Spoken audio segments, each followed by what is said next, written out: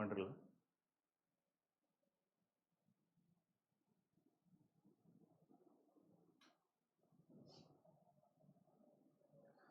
Hello everyone, welcome to KS Guruji. Myself Basavaraj Kardagi. In the last session, we have given the overview about civil engineering subjects in the competitive exams. Okay, in today's session, we'll start our new subject, new chapter, that is strength of materials.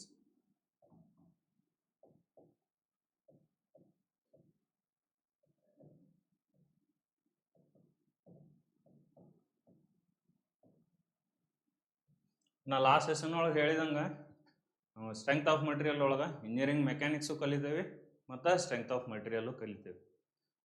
ನಾವು strength of material ಅಂತ ಹೇಳ್ತೇವೆ. Strength of material ನಾವು ಯಾಕೆ ಕಂಡುಹಿಡಿಬೇಕು?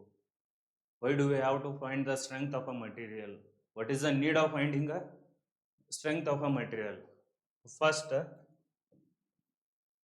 For any project,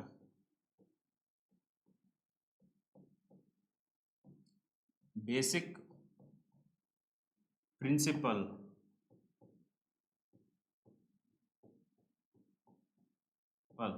or for any project basic principle or aim is strength. ಯಾಕಪ್ಪ ಅಂತಂದ್ರೆ ಯಾವುದೇ ಒಂದು ಬಿಲ್ಡಿಂಗ್ ನಾವು ಡಿಸೈನ್ ಮಾಡ್ಬೇಕಂತಂದ್ರೆ, ಯಾವುದೇ ಒಂದು ಹೈಡ್ರಾಲಿಕ್ ಪ್ರಾಜೆಕ್ಟ್ ನಾವು ಡಿಸೈನ್ ಮಾಡ್ಬೇಕಂತಂದ್ರೆ first we should have the aim of what is the strength. Unless and until we don't know the meaning of strength, we don't get to know what is going on after erection of that project. So strength ಅಂತಂದ್ರೆ ಏನು?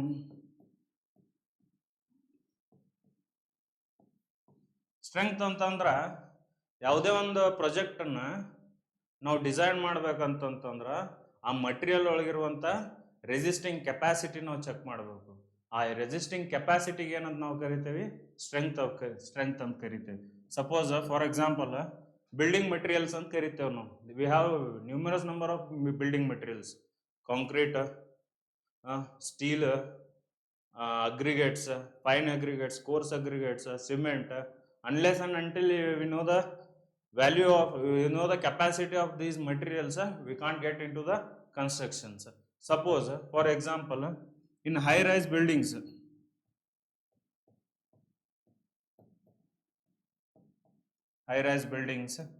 or any type of construction material, we use steel and cement, fine aggregates and coarse aggregate.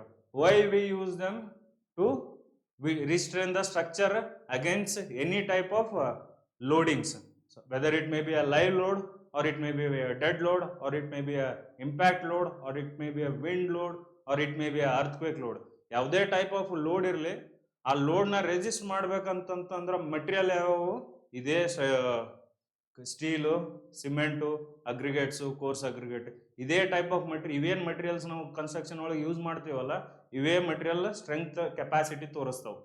ಅದಕ್ಕೆ basic objective is of designing any project is strength. Next, strength of material or solid mechanics ಅಂತ ಕರಿತೇವೆ. Solid ಮೆಕ್ಯಾನಿಕ್ಸ್ನ ನಾವು ಎರಡು type of divide ಮಾಡ್ತೇವೆ. ಒಂದು engineering mechanics,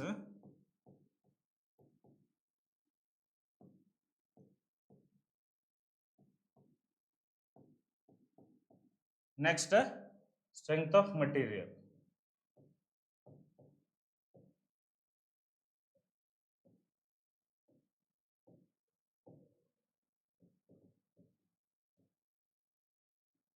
engineering mechanics ಮತ್ತು strength of material ನಡುವೆ ಇರುವಂತ ಡಿಫ್ರೆನ್ಸ್ ಏನಪ್ಪಾ ಅಂತಂದ್ರೆ, ಇಂಜಿನಿಯರಿಂಗ್ ಮೆಕ್ಯಾನಿಕ್ಸ್ ಒಳಗ ನಾವು ರಿಜಿಡ್ ಬಾಡೀಸ್ ಡಿಫಾರ್ಮೇಶನ್ ಚೆಕ್ ಮಾಡ್ತೇವೆ. ಈಗ ಸಪೋಸ್ ಸ್ಟ್ಯಾಟಿಕ್ ಲೋಡ್ ಇರಲಿ, ಡೈನಾಮಿಕ್ ಲೋಡ್ ಇರಲಿ, the impact of static or dynamic loads on a material when the body is rigid. ಯಾವತ್ತು ಒಂದು ಬಾಡಿ ರಿಜಿಡ್ ಆಗಿತ್ತಂತಂದ್ರ ಅದ್ರ ಮೇಲೆ ನಾವು ಯಾವ ಟೈಪ್ ಆಫ್ ಲೋಡ್ ಹಾಕತ್ತೇವಿ, ಆ ಯಾವ ಟೈಪ್ ಆಫ್ ಸ್ಟ್ರೆಂತ್ ನಮಗ್ ತೋರ್ಸಾತೈತಿ, ಅದನ್ನ ಚೆಕ್ ಮಾಡಕ್ ನಾವು ಇಂಜಿನಿಯರಿಂಗ್ ಮೆಕ್ಯಾನಿಕ್ಸ್ ಒಳಗೆ ಸ್ಟಡಿ ಮಾಡ್ತೇವೆ. ಅದ ಸ್ಟ್ರೆಂತ್ ಆಫ್ ಮೆಟೀರಿಯಲ್ ಒಳಗ ನಾವು ಡಿಫಾರ್ಮೇಬಲ್ ಬಾಡೀಸ್ ಚೆಕ್ ಮಾಡ್ತೇವೆ. ಡಿಫಾರ್ಮೇಬಲ್ ಬಾಡೀಸ್ ಅಂತಂದ್ರ the materials which shows deformation. Suppose ಒಂದು ಸ್ಟೀಲ್ ರಾಡ್ ಐತೆ ಅಂತ ತಿಳ್ಕೊರಿ. ಒಂದು ಸ್ಟೀಲ್ ರಾಡ್ ಐತೆ ಅಂತಂದ್ರ ಅದನ್ನ ನೀವು ಬೆಂಡ್ ಮಾಡಿದಿರಿ ಅಂತಂದ್ರ ಅದು ಬೆಂಡ್ ಆಗ್ತೈತೆ ಫಾರ್ ಸಮ್ ಲಿಮಿಟ್ ಒಳಗ. ಮತ್ತೊಳ್ಳಿ ನೀವು ಅದನ್ನ ಬಿಟ್ರಿ ಅಂತ it regains its own structure. Again if you start applying the load on that bar, it will deform permanently. ಯಾವ ಟೈಪ್ ಆಫ್ ಡಿಫಾರ್ಮೇಶನ್ ಆಗ್ತೈತಿ, ಯಾವ ಮೆಟೀರಿಯಲ್ ಮೇಲೆ ಯಾವ ಟೈಪ್ ಆಫ್ ಡಿಫಾರ್ಮೇಶನ್ಸ್ ಇರ್ತಾವ, ಯಾವ ಡಿಫಾರ್ಮೇಶನ್ ಆದ್ರೆ ಎಷ್ಟು ಈಲ್ಡ್ ಸ್ಟ್ರೆಂತ್ ಇರ್ತೈತಿ ಅನ್ನೋದನ್ನ ನಾವೇನ್ ಮಾಡ್ತೇವೆ, ಸ್ಟ್ರೆಂತ್ ಆಫ್ ಮಟೀರಿಯಲ್ ಒಳಗೆ ಚೆಕ್ ಮಾಡ್ತೇವೆ. ನೆಕ್ಸ್ಟ್, ಯಾವುದೇ ಒಂದು ಸಬ್ಜೆಕ್ಟ್ ನಾವು study ಮಾಡ್ಬೇಕಂತಂದ್ರ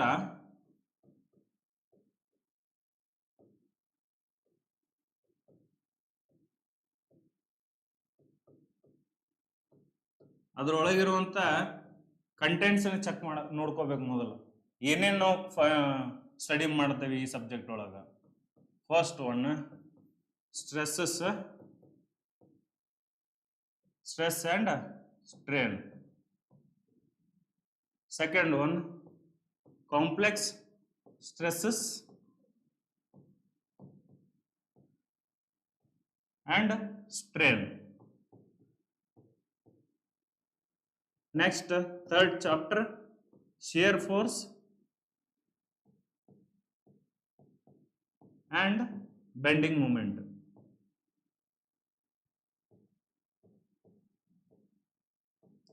Fourth chapter, center of gravity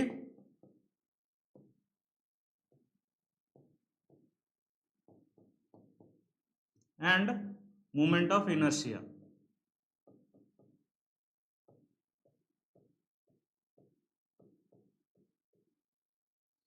Fifth chapter, theory of simple bending.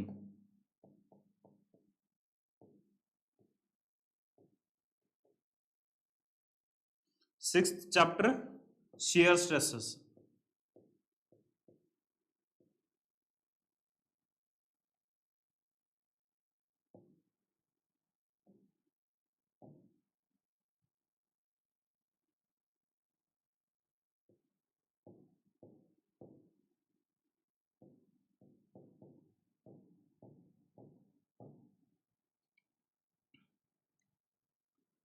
Next chapter, torsion. Eighth chapter, shear center.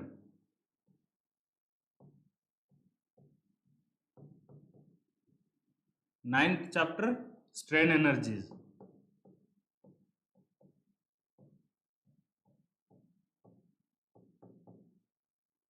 10th chapter, slopes and deflection.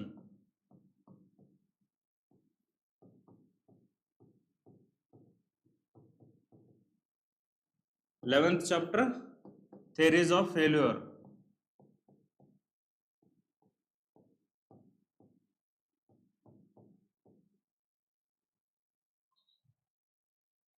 'ಇವೆಲ್ಲಾನು strength of material subject ಒಳಗ ನಾವು study ಮಾಡ್ತೇವೆ. Stress and strain, complex stresses and strain, shear force and bending moment, centre of gravity and moment of inertia, theory of simple bending, shear stresses ಮತ್ತು torsion, shear centre, strain energies, slopes and deflection, theories of failure. Next ಇನ್ನೊಂದು chapter, shear stress on beans.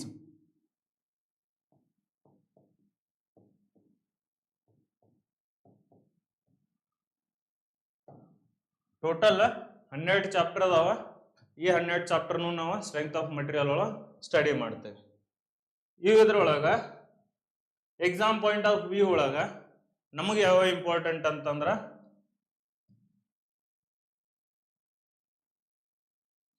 Stresses and strains ಭಾಳ important ಆಗ್ತಾವ. 1 marks questions. Complex stresses and strain important. Shear force and bending moment ಯಾವುದೇ ಎಕ್ಸಾಮ್ನೊಳಗಾದ್ರು 1 ರಿಂದ 2 questions ಬರ್ತಾವ ಇದ್ರೊಳಗ.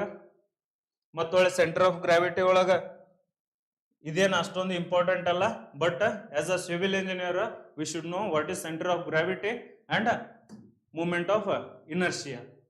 Next theories of simple bending, ಇದು important ಆಗ್ತೈತಿ. Shear stresses,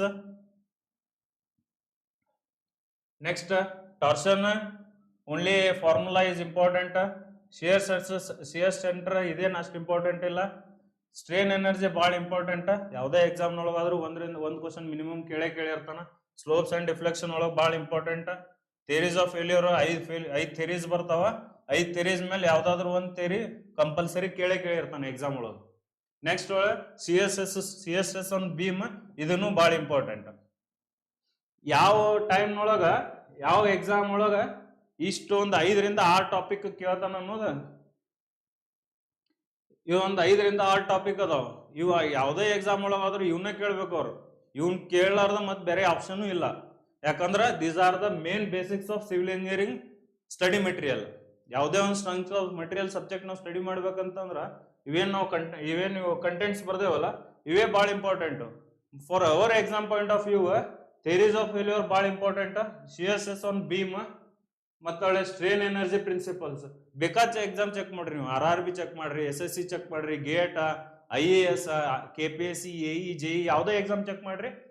strain energy, slopes reflection, shear centre, ನಾವು ಸ್ಟ್ರಕ್ಚರಲ್ ಅನಾಲಿಸಿಸ್ ಅಂತ ಒಂದು ಸಬ್ಜೆಕ್ಟ್ ಕಲಿತೇವೆ.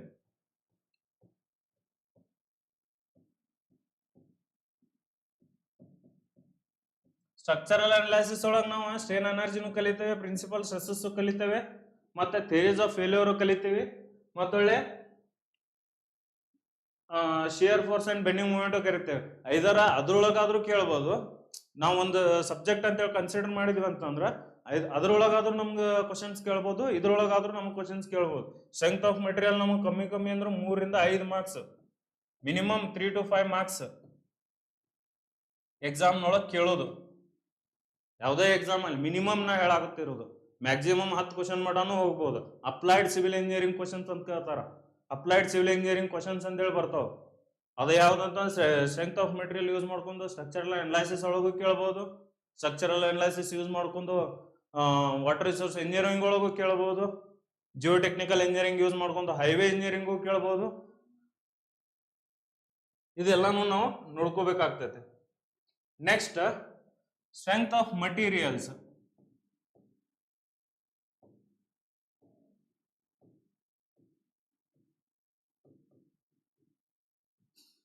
ಅದ್ರೊಳಗೆ ಫಸ್ಟ್ ಚಾಪ್ಟರ್ ಯಾವುದು? Stress and strain. ನಾನು ಆಗ್ಲೇ ಹೇಳಿದಂಗ ಸ್ಟ್ರೆಂತ್ ಆಫ್ ಮಟೀರಿಯಲ್ ಒಳಗೆ ನಾವು ಏನ್ ಮಾಡ್ತೇವೆ?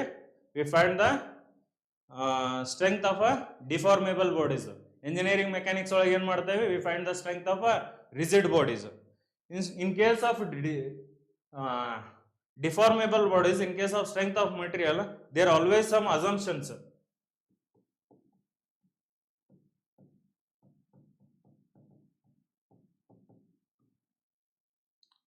ಎಕ್ಸಾಂಪಲ್ ಹೆಂಗಂತಂದ್ರ ಸದ್ಯದ್ರೊಳಗ KUWSB ಎಕ್ಸಾಮ್ ಕರಿಯೋರು ಅದಾರ, ಕಾಲ್ಫಾರ್ಮ್ ಆಗೋದು 63 ಪೋಸ್ಟ್ ಎಷ್ಟೋ ಇದಾವ. 63 ಪೋಸ್ಟ್. ಈಗ ಯಾವ್ದೋ ಒಂದು ಎಕ್ಸಾಮ್ ಕಾಲ್ಫಾರ್ಮ್ ಆಗೈತಂದ್ರ ನಮ್ಮ ಹುಡುಗರು ಏನ್ ಮಾಡ್ತಾವ ಗೊತ್ತನ? ಸಿಲೆಬಸ್ ಸಿಗ್ತೈತಿ, ಕ್ವಶನ್ಸ್ ಹಿಂಗಿರ್ತಾವ, ಈ ಕಟ್ ಆಫ್ ಎಷ್ಟು ಬೀಳ್ದಿರ್ತೈತಿ, ನಾ ಆರಾಮ್ ಈಸಿ ಸೆಲೆಕ್ಟ್ ಆಗ್ತೇನೆ, ನಾ ಹೋಗಿ ಚೇರ್ ಮೇಲೆ ಕುಂದಿರ್ತೀನಿ, ಚೇರ್ ಮೇಲೆ ಕುಂತ ಮ್ಯಾಗ ನನ್ನ ಮಂತ್ಲಿ ಸ್ಯಾಲ್ರಿ ಬರ್ತೈತಿ. ಇವೆಲ್ಲ ಏನು? ಅಸಂಪ್ಷನ್ಸ್. ಏನಿದೆ? ಅಸಂಪ್ಷನ್ಸ್. ಈ ಅಸಂಪ್ಷನ್ಸ್ ನಾವು ಕ್ಲಿಯರ್ ಮಾಡ್ಕೋಬೇಕಂತಂದ್ರ, ಈ ಅಸಂಪ್ಷನ್ಸ್ ನಾವು ಫುಲ್ಫಿಲ್ ಮಾಡ್ಕೋಬೇಕಂತಂದ್ರ what we have to do? Hard work. ನಾವು ಯಾವಾಗ ಹಾರ್ಡ್ ವರ್ಕ್ ಮಾಡ್ದೇವಲ್ಲ, ಅವಾಗ ನಾವು ಕಂಡಂತ ಕನಸುಗಳು, ನಾವು ಕಂಡಂತ ಅಸಂಪ್ಷನ್ಸ್ಗಳು ಎಲ್ಲಾನು ನಿಜವಾಗ್ತಾ ಹೋಗ್ತಾವ.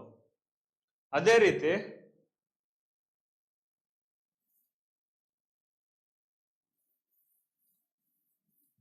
ಸ್ಟ್ರೆಂತ್ ಆಫ್ ಮಟೀರಿಯಲ್ ಒಳಗ ನಾವು ಒಂದಷ್ಟು ಅಸಂಪ್ಷನ್ಸ್ ಮಾಡ್ತೇವೆ. ಏನಪ್ಪಾ ಅಂತಂತಂದ್ರ, first one, the material should be, or material is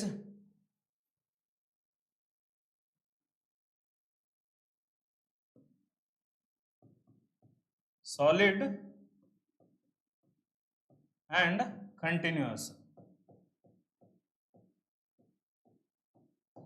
material is solid and continuous ಅಂತ ಹೇಳ್ತೇವೆ. ಮಟೀರಿಯಲ್ ಇಸ್ ಸಾಲಿಡ್ ಅಂತಂದ್ರೆ suppose if you take a water and you take a concrete block.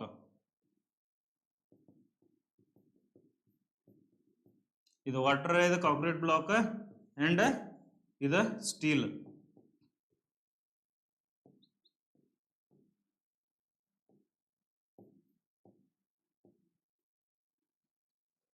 Suppose ನೀವು ಈ water ಮೇಲೆ force apply ಮಾಡಿದ್ರಿ ಅಂತಂದ್ರೆ does this water resist against the force? No. ಯಾಕಂತಂದ್ರೆ water don't have that much of capacity to resist the forces applied on it. ಅದಕ್ಕೆ ಯಾವುದೋ ಮನುಷ್ಯ ನೀರೊಳಗೆ ಇಳಿದ್ಕೊಳ್ಳಿ ಡೈರೆಕ್ಟ್ ಮುನುಗ್ತಾನ. ಯಾಕೆ ಮುನುಗ್ತಾನಂದ್ರೆ water don't have that much of capacity to restrain against the force applied. Next concrete block. Concrete block ಒಳಗೆ ಏನಿರ್ತೈತಿ? ಸಿಮೆಂಟ್ ಇರ್ತೈತಿ, ಫೈನ್ ಅಗ್ರಿಗೇಟ್ ಇರ್ತಾವ, ಕೋರ್ಸ್ ಅಗ್ರಿಗೇಟ್ ಇರ್ತಾವ. ಇವೆಲ್ಲನೂ ಕೂಡಿ ಒಂದು ಸಾಲಿಡ್ ಬ್ಲಾಕ್ ಆಗಿರ್ತೈತಿ. ಆದ್ರೆ ಒಂದೇ ಸೈಜಿನ ಕಾಂಕ್ರೀಟ್ ಕೋರ್ಸ್ ಅಗ್ರಿಗೇಟ್ ಇರೋಂಗಿಲ್ಲ, ಒಂದೇ ಸೈಜಿಂದ ಫೈನ್ ಅಗ್ರಿಗೇಟ್ಸ್ ಇರೋದಿಲ್ಲ, ಒಂದೇ ಸೈಜಿಂದ ಸಿಮೆಂಟ್ ಇರೋಂಗಿಲ್ಲ. ಇವೆಲ್ಲನೂ ಕೂಡಿ ಈಗ ಕಾಂಕ್ರೀಟ್ ಬ್ಲಾಕ್ ಹಿಂಗೈತೆ ಅಂತಂದ್ರೆ ಇಲ್ಲೊಂದು ಟೈಪ್ ಆಫ್ ಕೋರ್ ಸ್ಟ್ರಕ್ಚರ್, ಇಲ್ಲೊಂದು ಟೈಪ್ ಆಫ್ ಕೋರ್ ಸ್ಟ್ರಕ್ಚರ್, ಇಲ್ಲೊಂದು ಟೈಪ್ ಆಫ್ ಹಿಂಗೆಲ್ಲ ಸ್ಟ್ರಕ್ಚರ್ಸ್ ಫಾರ್ಮೇಶನ್ ಆಗಿರ್ತಾವ. ಇಲ್ಲೆಲ್ಲಾನು ಪೋರ್ಸ್ ಇರ್ತಾವ. ಅದಕ್ಕೆ ಏನ್ ಹೇಳ್ತೇವೆ ನಾವು? Material is not continuous. Next ಅದೇ ಸ್ಟೀಲ್ ನಾವು ಕನ್ಸಿಡರ್ ಮಾಡಿದ್ವಿ, ಒಂದು ಸ್ಟೀಲ್ ಬಾರ್ ತಗೊಂಡಿದ್ವಿ ಅಂತಂದ್ರೆ ಅದು ಯಾವತ್ತೂ ಸಾಲಿಡ್ ಇರ್ತೈತಿ ಮತ್ತು ಕಂಟಿನ್ಯೂಸ್ ಆಗಿ ಒಂದು ಅಪ್ಲಿಕೇಶನ್ ಅನ್ನ ಶೋ ಮಾಡ್ತೈತಿ. ಅದೇ ರೀತಿ ಫಸ್ಟ್ ಅಜಂಪ್ಷನ್ ಏನೊಂದು ಸ್ಟ್ರೆಂತ್ ಆಫ್ ಮಟೀರಿಯಲ್ ಒಳಗ material is solid and continuous.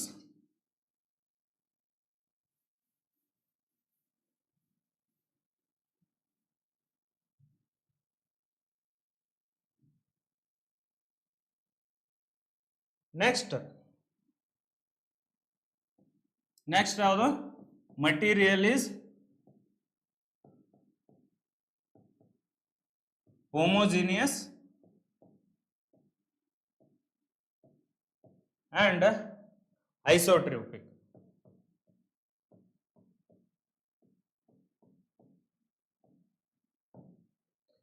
ಈಗ ನೀವು ಕೇಳಬಹುದು ಹೋಮೋಜಿನಿಯಸ್ ಅಂದ್ರೆ ಏನು, ಐಸೋಟ್ರೋಪಿಕ್ ಅಂತಂದ್ರೆ ಏನು? ಐಸೋಟ್ರೋಪಿಕ್ ಅಂತಂದ್ರೆ ಏನು? ಐಸೋಟ್ರೋಪಿಕ್ ಆದ್ಮೇಲೆ ಹೈಡ್ರೋಟ್ರೋಪಿಕ್ ಬರ್ತಾವ, ಆನ್ ಐಸೋಟ್ರೋಪಿಕ್ ಬರ್ತಾವ. ಹಂಗಂತಂದ್ರೆ ಏನು? Material should have the same structure, should have the equal structure throughout its body. ಅದಕ್ಕೆ ಏನಂತ ಕರಿತೇವೆ ನಾವು? ಹೋಮೋಜಿನಿಯಸ್ ಅಂತ ಕರಿತೇವೆ. ಅಂಡ್ ಐಸೋಟ್ರೋಪಿಕ್ ಅಂತಂದ್ರೆ ಸಪೋಸ್ ಒಂದು ಸ್ಟೀಲ್ ಬ್ಲಾಕ್ ಅಂತ ನಾವು ಕನ್ಸಿಡರ್ ಮಾಡಿದ್ವಿ ಅಂತಂದ್ರೆ ಈ ಪಾಯಿಂಟ್ ಆಗ್ಲಿ, ಈ ಪಾಯಿಂಟ್ ಆಗ್ಲಿ, ಈ ಪಾಯಿಂಟ್ ಆಗ್ಲಿ, ಈ ಎಲ್ಲಾ ಪಾಯಿಂಟ್ನೊಳಗೂ ಒಂದೇ ರೀತಿಯಾದಂತಹ ಪ್ರಾಪರ್ಟೀಸ್ ಅನ್ನ ಅದು ತೋರಿಸ್ಬೇಕು. ಈಗ ಇದನ್ನೇ ಸ್ವಲ್ಪ ನಾವು ಕಾಂಕ್ರೀಟ್ ಅಂತ ತಿಳ್ಕೊಂಡ್ವಿ ಅಂತಂದ್ರ ಕಾಂಕ್ರೀಟ್ ಸ್ಟ್ರಕ್ಚರ್ ಒಂದ್ ಸೈಡ್ ಹಾರ್ಡ್ ಇರ್ತೈತಿ, ಒಂದ್ ಸೈಡ್ ಸಾಫ್ಟ್ ಇರ್ತೈತಿ, ಒಂದ್ ಸೈಡ್ ಥಿನ್ ಇರ್ತೈತಿ, ಒಂದ್ ಸೈಡ್ ಥಿಕ್ ಇರ್ತೈತಿ. ಇದಕ್ಕೆ ನಾವು ಹೋಮೋಜಿನಿಯಸ್ ಅಂತ ಕರೆಯೋದಿಲ್ಲ ಮತ್ತು ಐಸೋಟ್ರೋಪಿಕ್ನು ಅಂತ ಕರೆಯೋದಿಲ್ಲ. ಅದೇ ಇನ್ case of steel material V call this as a homogeneous and isotropic material. Next third assumptions what we do is self weight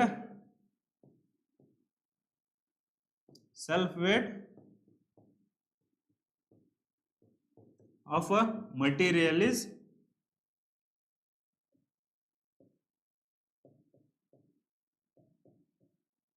neglected. Self weight of material is neglected.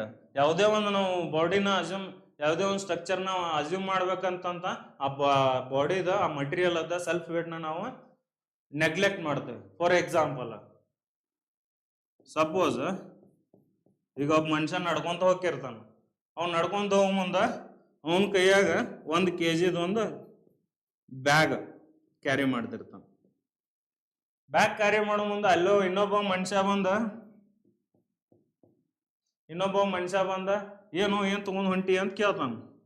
ಏನ್ ತಗೊಂಡ್ ಹೊಂಟಿ ಅಂತ ಅಂದಾಗ ಇಲ್ಲಪ್ಪ ನಮ್ದೊಂದು 50 ಕಿಲೋ ವೇಟ ಮತ್ತೊಳ ಅದ್ರ ಜೊತೆ ಒಂದು ಕಿಲೋದ ಒಂದು ಬ್ಯಾಗ್ ಹೊತ್ಕೊಂಡು ಹೊಂಟೇನ ಅಂತ ಹೇಳ್ತೇವೆ ನಾವು. ಇಲ್ಲ. ಏನಂತ ಹೇಳ್ತೇವೆ? ಇಲ್ಲಪ್ಪ, ಇದೊಂದು ಚೀಲ ಇತ್ತು, 1 ಕಿಲೋದೊಂದು ಚೀಲ ತಗೊಂಡ್ ಹೊಂಟೇವಿ ಅಂತ ಹೇಳ್ತೇವೆ. ಸಿಮಿಲರ್ಲಿ ನಾವು ಯಾವುದೇ ಒಂದು ಮಟೀರಿಯಲ್ ಅನ್ನ ಸ್ಟ್ರೆಂತ್ ಆಫ್ ಮಟೀರಿಯಲ್ ಒಳಗೆ ಅನಾಲಿಸಿಸ್ ಮಾಡ್ಬೇಕಂತಂದ್ರ ನಾವು ಏನ್ ಅಸ್ಯೂಮ್ ಮಾಡ್ತೇವೆ ಅಂತಂದ್ರ self weight of that material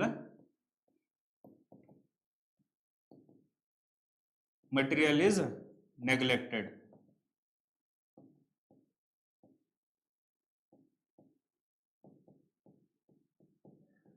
similarly ನಮ್ಮ ತಲೆ ಮ್ಯಾಗ ಒಂದು ಯಾವುದೋ ಒಂದು 5 ಕಿಲೋ 10 ಕಿಲೋದೊಂದು ಚೀಲ ಹೊತ್ಕೊಂಡು ಹೊಂಟಾಗ ಯಾರ ನಮ್ಮನ್ನ ಕೇಳಿದಾಗ ಎಷ್ಟು ಐತೋ ತೂಕ ಅಂತ, ಎಷ್ಟು ತೂಕ ತಗೊಂಡ್ ಹೊಂಟಿವಿ ಅಂತಂದ್ರ ಇಲ್ಲಪ್ಪ ನನ್ನೊಂದು 60 ಕಿಲೋ ಐತಿ, ಮ್ಯಾಗ ಒಂದು 20 ಕಿಲೋ, ಎಲ್ಲ ಸೇರಿ 80 ಕಿಲೋ ಆಗತ್ತೇನೆ ಅಂತ ಹೇಳ್ತೇವೆ.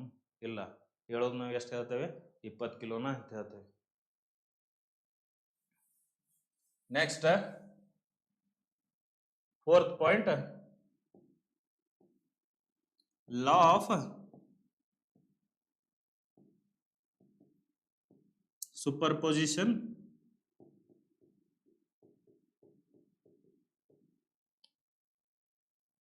is applicable. Law of superposition ಅಂತಂದ್ರೆ ಏನು? ಸಪೋಸ್ ಫಾರ್ ಎಕ್ಸಾಂಪಲ್ ಈಗೊಂದ ಬಾಡಿ ಇರ್ತೈತೆ ಅಂತ ತಿಳ್ಕೊ. ಇಲ್ಲೇನಾಗ್ತೈತೆ, ನಾವು P amount of load apply ಮಾಡತ್ತೇವೆ. P amount of load apply ಮಾಡತ್ತೇವೆ ಅಂತಂತಂದ್ರ ಈಗ ಯಾವುದೇ ಒಬ್ಬ ನಮ್ಮ ತಲೆ ಮ್ಯಾಗ ನಾವು ವೇಟ್ ತಗೊಂಡೇವೆ ಅಂತಂತಂದ್ರ ನಾವು ವೇಟ್ ತಗೊಂಡು ನಾವು ಸ್ಟ್ಯಾಂಡ್ ಆಗ್ಯಾವೆ ಅಂತಂತಂದ್ರ ನಮ್ಮ ಬಾಡಿ ಒಳಗೆ ಒಂದು ರೆಸಿಸ್ಟಿಂಗ್ ಫೋರ್ಸ್ ಅನ್ನೋದು ಇರ್ತೈತಿ. ಆ ರೆಸಿಸ್ಟಿಂಗ್ ಫೋರ್ಸ್ ಏನ್ ಮಾಡಿದಿರ್ತೈತಿ, ಅದನ್ನ ರೆಸಿಸ್ಟ್ ಮಾಡ್ತಿರ್ತೈತಿ. ಈಗ ಸಪೋಸ್ ಈಗ ಒಂದು 10 ಕಿಲೋದು ನಮ್ಮ ಬಾಡಿ ಮೇಲೆ 10 ಕಿಲೋ ನ್ಯೂಟನ್ದೊಂದು ಫೋರ್ಸ್ ನಮ್ಗೆ ಅಪ್ಲೈ ಮಾಡತ್ತಾರ ಅಂತಂದ್ರ ನಾವು ಅದನ್ನು ಸಡನ್ ಆಗಿ ಕುಸಿದ್ ಬೀಳಲಿಲ್ಲ, ನಾವು ಅದನ್ನು ಫೋರ್ಸ್ ರೆಸಿಸ್ಟ್ ಮಾಡತ್ತೇವೆ ಅಂತಂದ್ರ ನಮಗೆ ಏನಂತ ಕರೀತಾರ? ರೆಸಿಸ್ಟಿಂಗ್ ಫೋರ್ಸ್ ಐತಿ ಇವನ್ ಕಡೆ ಅಂತ ಕರೀತಾರ. ಅದೇ ರೀತಿ ಪಿ ನ್ಯೂಟನ್ ಒಂದು ಬಾಡಿ ಮೇಲೆ ಪಿ ನ್ಯೂಟನ್ ಫೋರ್ಸ್ ಅಪ್ಲೈ ಮಾಡತ್ತಾರ ಅಂತಂದ್ರ ಇದ್ರೊಳಗನು ಒಂದು some point of resisting force ಇರ್ತೈತಿ. ಅದೇ ರೀತಿ ಪಿ ನ್ಯೂಟನ್ ಬದ್ಲಿ ಸೇಮ್ ಬ್ಲಾಕ್ ಮೇಲೆ P/2 ಅಂತೇಳಿ ಫೋರ್ಸ್ ಅಪ್ಲೈ ಮಾಡತ್ತಾರ ಅಂತ ತಿಳ್ಕೊರಿ. P/2 plus P/2 ಎಷ್ಟಾಗ್ತೈತಿ? ಪಿನ ಆಗ್ತೈತಿ. ಮತ್ತೊಳ್ಳೆ ಈ ಬ್ಲಾಕ್ ಮೇಲೆ ನಾವು ಏನ್ ಮಾಡತ್ತೇವಿ? ಪಿನ ಆಗ್ತೈತಿ. And resisting force ಎಷ್ಟಿರ್ತೈತಿ? P/2 ಇರ್ತೈತಿ. P/2 if resisting force is equal to the normal force applied on a body, then stress applied on it is 0. ಯಾಕಂತಂದ್ರ ಈಗ ನಾವು ನನ್ನ ಮ್ಯಾಕ್ಸಿಮಮ್ ನಾನು ಕ್ಯಾರಿ ಮಾಡೋದು ಒಂದು 10 ಕಿಲೋ ನ್ಯೂಟನ್ ವೇಟ್ ಅಂತ ನನ್ನ ತಲೆ ಮ್ಯಾಗ 15 ಕಿಲೋ ಲೋಡ್ ಬಿದ್ದೈತೆ ಅಂತಂದ್ರ ಐ ಕಾಂಟ್ ರೆಸಿಸ್ಟ್. ಮ್ಯಾಗಿಂದ 5 ಕಿಲೋ ನ್ಯೂಟನ್ ನನ್ನ ಕೈಯಾಗ ತಡ್ಕೊಳಾಗೋದಿಲ್ಲ, ನಾ ಅವಾಗ ಕುಸಿದ್ ಬೀಳ್ತೇನೆ. ಅದೇ ಇಫ್ ನಂದು 20 ಕಿಲೋ ನ್ಯೂಟನ್ ರೆಸಿಸ್ಟಿಂಗ್ ಕೆಪಾಸಿಟಿ ಐತಿ, ಇಲ್ಲಿ 15 ಕಿಲೋ ನ್ಯೂಟನ್ ಫೋರ್ಸ್ ಅಪ್ಲೈ ಮಾಡತ್ತಾರ ಅಂತಂದ್ರ I have resisting capacity of extra 5 kilo newton. ಅದನ್ನೇ superposition, law of superposition ಒಳಗೆ ಏನಂತ ಹೇಳ್ತಾರ? The load effect carried by a body is equal to the sum of the load effect caused by the individual bodies. For example, ಅದೇ ಹೇಳಿದ್ನಲ್ಲ,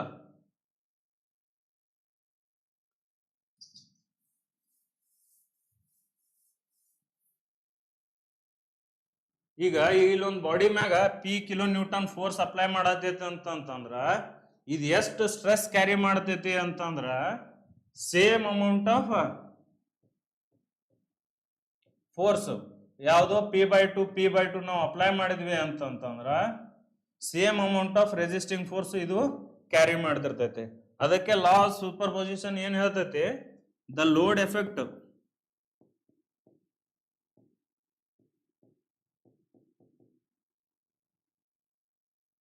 caused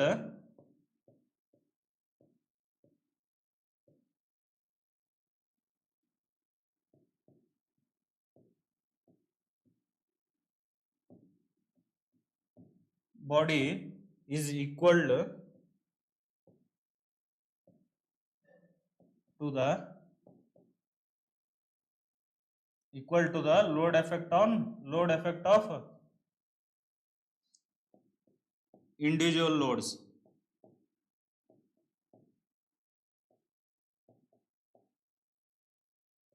Individual loads on a body.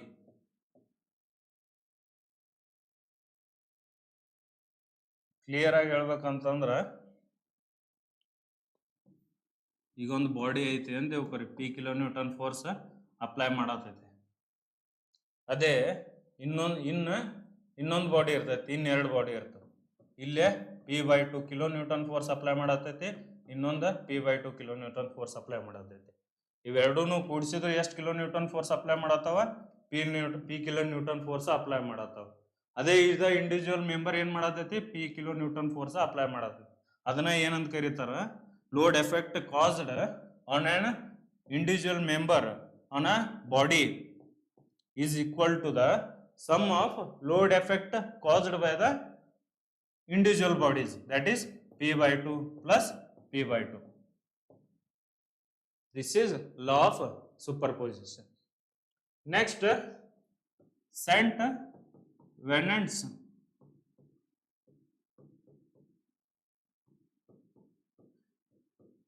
principle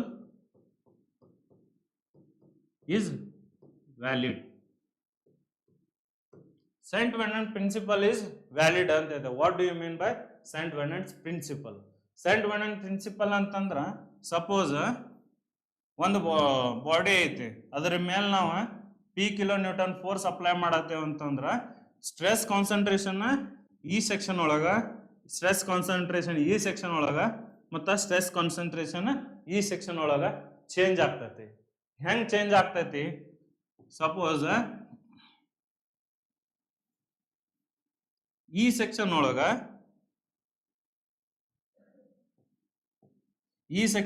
stress concentration ಹೆಂಗಿರ್ತೈತಿ?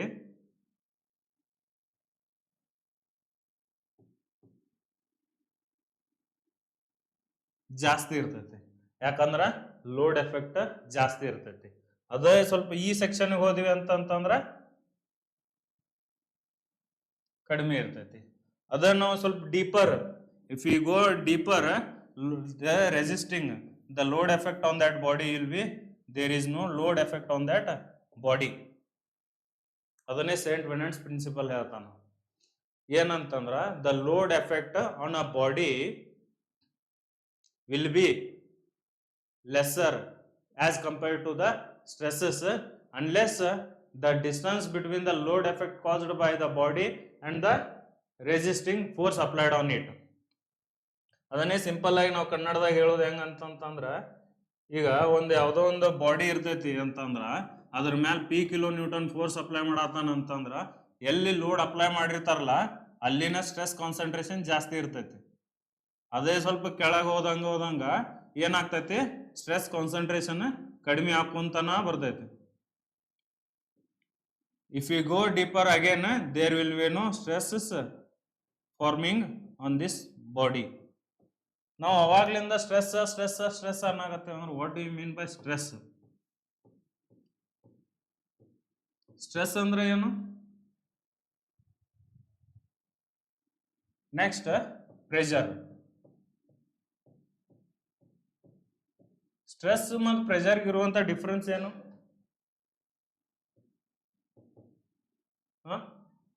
Stress ಮತ್ತು ಪ್ರೆಷರ್ಗೆ ಇರುವಂತ difference ಏನು? Pressure ಅಂತಂದ್ರೆ ಏನು? It is an applied force. We are applying a force on a body.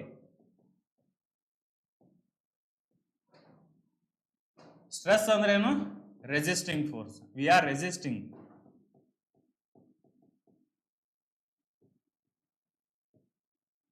Resisting ಅಂತಂದ್ರೆ ಯಾವುದೋ ಒಂದು ಬಾಡಿ ಮೇಲೆ, ಈಗ ಸಪೋಸ್ ನಮ್ಮ ತಲೆ ಮೇಲೆ 10 ಕಿಲೋ ನ್ಯೂಟನ್ ಫೋರ್ಸ್ ಇಟ್ಟಾರ ಅಂತ ನಾವು ಎಲ್ಲೂ ಅಳಗಾಡತ್ತಿಲ್ಲ ಅಂತಂದ್ರೆ our body is resisting. Our body is resisting the 10 kilo Newton force applied on it. ಅದೇ ಪ್ರೆಷರ್ ಅಂತಂದ್ರೆ ಏನು? ನಾ ಏನ್ ಮಾಡಂದಿನಿ? 10 ಕಿಲೋ ನ್ಯೂಟನ್ ಅಪ್ಲೈ ಮಾಡತ್ತೇನೆ. Applying what I am doing? I am pressurising the 10 kilo Newton force on my body, but my body is resisting 10 10 kilonewton force applied on me. ಅದಕ್ಕೆ stress ಅಂತಂದ್ರೆ ಏನು?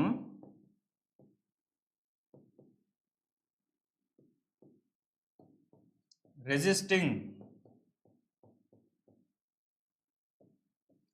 force divided by area. ನನ್ನ body ಮೇಲೆ ನನ್ನ body ಎಷ್ಟು force resist ಮಾಡತೈತೆ ಅನ್ನೋದೇನು stress. ನನ್ನ ಬಾಡಿ ಮೇಲೆ ಎಷ್ಟು ಫೋರ್ಸ್ ಅಪ್ಲೈ ಆಗತೈತೆ ಅನ್ನೋದೇನು ಪ್ರೆಷರ್. ಪ್ರೆಷರು ಮತ್ತು ಸ್ಟ್ರೆಸ್ ನಡುವೆ ಏನು ಡಿಫ್ರೆನ್ಸ್ ಅಂತಂದ್ರೆ pressure it is an applied force, stress it is a resisting force. Okay, stress ಅಂದ್ರೇನು? Resisting force upon area. Pressure applied force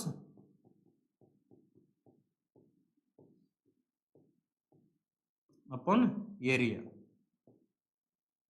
resisting force stress ಮತ್ತು pressure ಗೆ they have a same units, newton per meter square or kilonewton per meter square or newton per mm square or kilonewton per mm square, anything. ನಾವು stress ಅನ್ನ ಇನ್ನೊಂದು ಟೈಪ್ನು define ಮಾಡ್ಬೋದು. ಹೆಂಗಂತಂದ್ರೆ kilo Pascal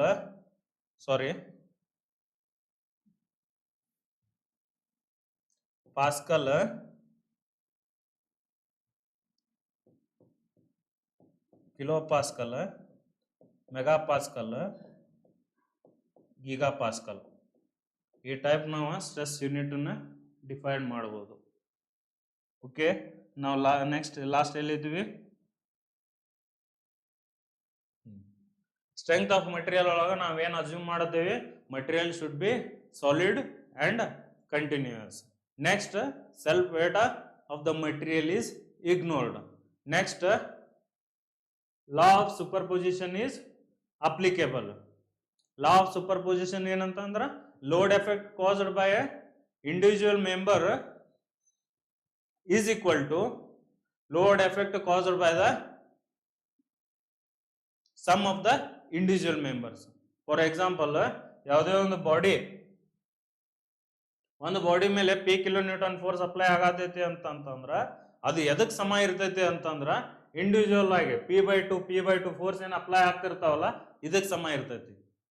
ಅದಕ್ಕೆ ನಾವು ಏನಂತ ಹೇಳ್ತೇವೆ? ಲಾ ಆಫ್ ಸೂಪರ್ ಪೊಸಿಷನ್ ಅಂತ ಕರಿತೇವೆ. ಲಾ ಆಫ್ ಸೂಪರ್ ಪೊಸಿಷನ್ ಕೆಲವೊಂದಷ್ಟು ಮಟೀರಿಯಲ್ಸ್ಗೆ ಅಪ್ಲೈ ಆಗೋಂಗಿಲ್ಲ. ಎಂಥವಕ್ಕ? ಒಂದು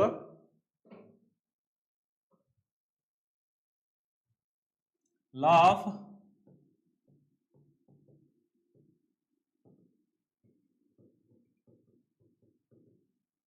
is not applicable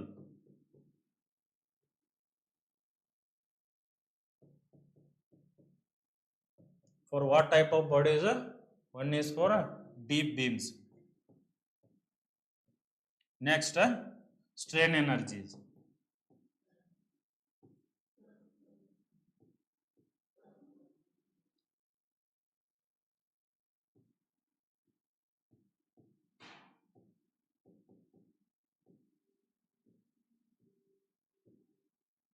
Next, non-circular member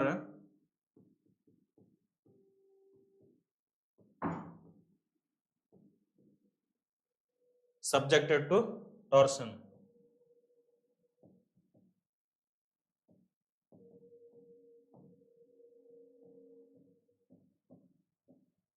RCC ಒಳಗೆ ನಾವು ಸ್ಟಡಿ ಮಾಡ್ತೇವೆ ಡೀಪ್ ಬೀಮ್ಸ್ ಅಂತಂದ್ರೆ if depth of a beam is more than 500 mm, ಅದಕ್ಕೆ ಏನಂತ ಕರಿತೇವೆ ನಾವು? ಡೀಪ್ ಬೀಮ್ಸ್ ಅಂತ ಕರಿತೇವೆ. Strain energy we have separate chapter in this. Strength of material will study that later. And non circular member ಅಂತಂದ್ರೆ ಅದು whether it may be a prismatic or it may be a trapezoidal structure. ಇವೆಲ್ಲ ಏನಂತ ಕರಿತೇವೆ ನಾವು? Rectangular, trapezoidal, square, this type of material ಸ್ಟ್ರಕ್ಚರ್ಸ್ಗೆ ಏನಂತ ಇರ್ತೇವೆ? ನಾನ್ circular members ಅಂತ ಕರಿತೇವೆ. ಯಾವ ಟೈಪ್ ಆಫ್ ಮಟೀರಿಯಲ್ಗೆ ನಾವು ಲಾ ಆಫ್ ಸೂಪರ್ಪೊಸಿಷನ್ ಅಪ್ಲೈ ಮಾಡೋಂಗಿಲ್ಲ, ಯಾವುದಕ್ಕೆ ಅಪ್ಲೈ ಆಗೋದಿಲ್ಲ ಅಂತಂದ್ರೆ in case of deep beams, in case of strain energies, in case of non circular members subjected to torsion. Next, Saint Venant's principle is valid. Saint Williams principle ಅಂತಂದ್ರೆ load effect caused on a body and the stresses on that body will be lesser with a deeper sections. ಅಂತಂದ್ರೆ ಏನು, suppose in the top section ಒಳಗ load effect ನಾವು P ಅಂತೇಳಿ apply ಮಾಡತ್ತೇವೆ ಅಂತಂದ್ರ ಇದೇನು load effect ಹೆಂಗ್ ತೋರಿಸ್ತೈತೆ ಅಂತ ಈ ಟೈಪ್ ಆಫ್ ಶೇಪ್ ಇರ್ತೈತಿ. ಅದೇ ನಾವು ಸ್ವಲ್ಪ ಡೀಪರ್ ಹೋದಿವಿ ಅಂತಂದ್ರೆ ಈ types of section. In case of if you go deeper there will not be any resistance or there will not be any stress on the body for a deeper sections. Next, total est assumptions adu namu, the material is solid and continuous, the material is homogeneous and isotropic. Isotropic ಅಂತಂದ್ರೆ ಯಾವುದೇ ಒಂದು structure ಇರಲಿ, ಯಾವುದೇ ಒಂದು material ಇರಲಿ, at every point and at every direction it has same properties. ಯಾವುದೇ ಒಂದು body ಇರಲಿ, ಯಾವುದೇ ಒಂದು ಮಟೀರಿಯಲ್ ಇರಲಿ, ಯಾವುದೇ ಪೊಸಿಷನ್ ಒಳಗೆ ನಾವು ನೋಡಿದ್ರು ಅದ್ರ ಪ್ರಾಪರ್ಟಿ ಸೇಮ್ ಇರಬೇಕು. ಯಾವ ಡೈರೆಕ್ಷನ್ ಒಳಗೆ ನಾವು ಪ್ರಾಪರ್ಟಿ ಚೆಕ್ ಮಾಡಿದ್ರು, ಯಾವುದೇ ಪೊಸಿಷನ್ ಒಳಗೆ ನಾವು ಪ್ರಾಪರ್ಟಿ ಚೆಕ್ ಮಾಡಿದ್ರು ಅದರದ್ದು ಮಟೀರಿಯಲ್ ಇದ್ದು ಪ್ರಾಪರ್ಟಿ ಸೇಮ್ ಇರಬೇಕು. ಅದಕ್ಕೆ ಏನಂತ ಕರಿತೇವೆ ನಾವು, ಹೋಮೋಜಿನಿಯಸ್ ಅಂತ ಕರಿತೇವೆ. ನೆಕ್ಸ್ಟ್ ಎಷ್ಟಾದವು ಅಸಂಪ್ಷನ್ಸ್?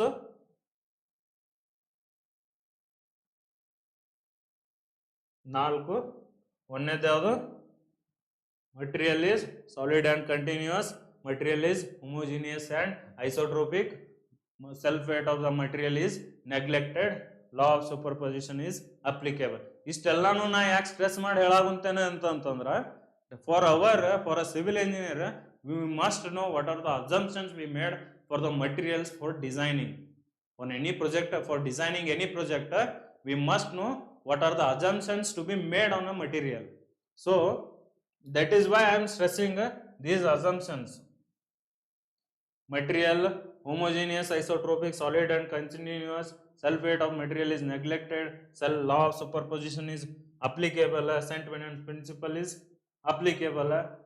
ಇವೆಲ್ಲಾನು ಏನು ಅಸಂಪ್ಷನ್ಸ್. ನೆಕ್ಸ್ಟ್, ಸ್ಟ್ರೆಸ್ ಮತ್ತ ಪ್ರೆಷರ್. ಸ್ಟ್ರೆಸ್ ಮತ್ತು ಪ್ರೆಷರ್ ನಡುವೆ ಇರುವಂತ ಡಿಫ್ರೆನ್ಸ್ ಏನಂತಂದ್ರೆ, stress is the resisting force applying on a body. It is the resisting force applying on a body. So ಏನಂತ ಕರಿತಾವ, it is the resisting force applying on a body. Next, pressure ಅಂತಂದ್ರೆ it is an applied force. It is an applied force on a body. Stress ನಾವು ಹೆಂಗ್ denote ಮಾಡ್ತೀವಿ? Newton per metre square, pascal, kilo pascal, mega pascal, giga pascal. 1 pascal ಅಂತಂದ್ರ 1 newton per metre square. 1 kilo pascal ಅಂತಂದ್ರ 1 kilo newton per metre square. 1 mega pascal ಅಂತಂದ್ರ 1 newton per millimetre square. 1 giga pascal ಅಂತಂದ್ರ 1 kilo newton per MM square. 1 pascal ಅಂತಂದ್ರೇನು? 1 newton per metre square. 1 kilo pascal ಅಂತಂದ್ರೇನು? 1 kilo newton per metre square. ಅಂದ್ರೇನು 10³ Newton per metre square. ಇದನ್ನ ನಾವು ಹೆಂಗ್ ಮಾಡ್ಬೋದು? 10⁶ Newton per metre square ಅಂತ ಕರಿಬಹುದು. 1 ಮೀಟರ್ ಅಂತಂದ್ರೆ 1000 ಮಿಲಿಮೀಟರ್. ಅದ 1 ಮಿಲಿಮೀಟರ್ ಸ್ಕ್ವೇರ್ ಅಂತಂದ್ರ 1 ಮೀಟರ್ ಸ್ಕ್ವೇರ್ ಅಂತಂದ್ರ 1000 ಇಂಟು 1000 ಮಿಲಿಮೀಟರ್ ಸ್ಕ್ವೇರ್. ಅದನ್ನ ನಾವಿಲ್ಲಿ ಅಪ್ಲೈ ಮಾಡ್ಬೋದು. 10⁶ or 1 newton 10⁶ into newton per metre square. ಇದೇನಾಗ್ತೈತೆ? 10³ ಇಂಟು 10⁻³ ಎಷ್ಟಾಗ್ತೈತಿ? ಇದ 10⁶ MM square. 10⁶ newton divided by 10⁶ MM square. ಇದೇನಾಗ್ತೈತಿ? 1 newton per MM square. 1 gigapascal ಅಂತಂದ್ರೆ 10⁹ ನ್ಯೂಟನ್ ಪರ್ ಮೀಟರ್ ಸ್ಕ್ವೇರ್. ಅದನ್ನ ಏನ್ ಮಾಡಿದೆವು ನಾವು? 10⁻³ into 10 power 6 newton per metre square. 10 power 6 newton per metre square ಅಂತಂದ್ರೆ ಏನು? 1 newton per M M square. ಅದನ್ನ ಏನಂತ ನಾವು ಬರಿಬಹುದು? 1 kilo newton per M M square. ಇದೇನು ಯೂನಿಟ್ಸ್ ಫಾರ್ ಸ್ಟ್ರೆಸ್. ಈಗ ಸ್ಟ್ರೆಸ್ಸು ಹೇಳಿದ್ನಿ, ಮತ್ತು ಪ್ರೆಷರು ಹೇಳಿದ್ನಿ, ಸ್ಟ್ರೆಸ್ ಮತ್ತು ಪ್ರೆಷರ್ ನಡುವೆ ಇರುವಂಥ ಡಿಫ್ರೆನ್ಸು ಹೇಳಿದ್ನಿ. ಆಮೇಲೆ ನಮ್ಮ ಚಾಪ್ಟರ್ ಎಲ್ಲಿಂದ ಸ್ಟಾರ್ಟ್ ಆಗೈತಿ?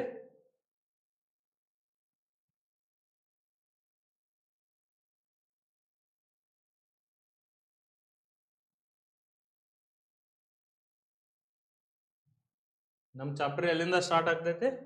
ಸ್ಟ್ರೆಸ್ ಮತ್ತು ಸ್ಟ್ರೇನ್. ಓಕೆ, ಫಸ್ಟ್ ನಾವೇನು ಮಾಡ್ತೇವೆ? ಯಾವುದೇ ಒಂದು ಸಬ್ಜೆಕ್ಟನ್ನು, ಯಾವುದೇ ಒಂದನ್ನು ಮಟೀರಿಯಲನ್ನು, ಯಾವುದೇ ಒಂದು ಪ್ರೊಜೆಕ್ಟನ್ನು ನಾವು ಡಿಸೈನ್ ಮಾಡ್ಬೇಕಂತಂದ್ರೆ ಬೇಸಿಕ್ ಆಬ್ಜೆಕ್ಟಿವ್ ನಮ್ದು ಇರೋದು ಯಾವುದು? Strength. What is strength? The resisting capacity of a material when there is load applied on it. ಅದಾದ್ಮೇಲೆ ಸ್ಟ್ರೆಸ್, ಸ್ಟ್ರೇನ್. ಮತ್ತೆ ನಾವು ಅಸ್ಯೂಮ್ ಮಾಡ್ತೇವೆ material is solid and continuous, material is homogeneous and isotropic.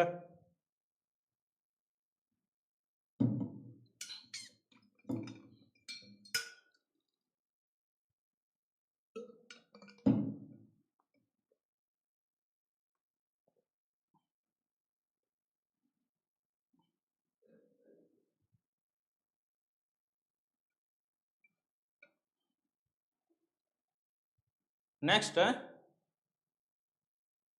ಕೆಲವೊಂದಷ್ಟು basic properties ಅದಾವು.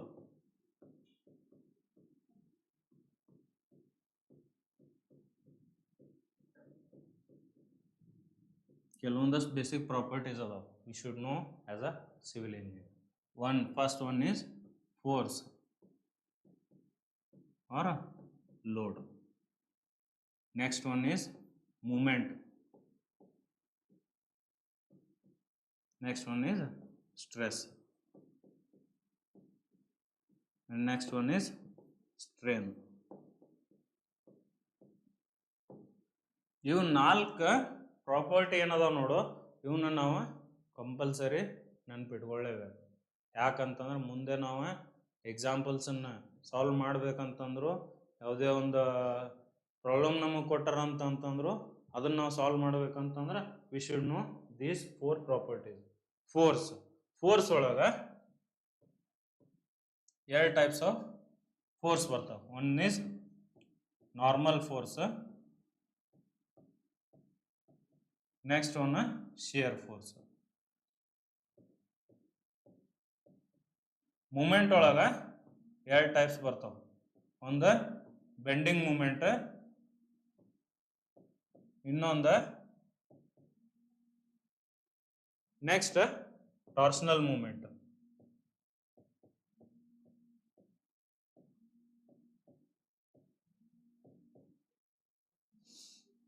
ಒಂದು bending moment, ಇನ್ನೊಂದು torsional moment. Next stress ಒಳಗೆ 2 types ಬರ್ತವೆ. ಒಂದು ನಾರ್ಮಲ್ ಸ್ಟ್ರೆಸ್, ಇನ್ನೊಂದು ಶಿಯರ್ ಸ್ಟ್ರೆಸ್. ನೆಕ್ಸ್ಟ್ ಸ್ಟ್ರೇನ್ ಒಳಗೆ 2 ಟೈಪ್ ಬರ್ತಾವೆ. ನಾರ್ಮಲ್ ಸ್ಟ್ರೇನ್,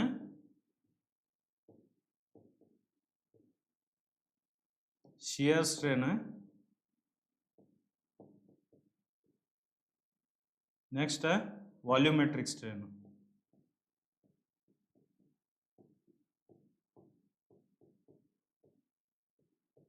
ಇವೇ ಮೇನ್ ಥಿಂಗ್ಸ್ ನಾವು ನೆನಪಿಡಬೇಕಾಗಿರೋದು ಸ್ಟ್ರೆಂತ್ ಆಫ್ ಮಟೀರಿಯಲ್ ಒಳಗೆ.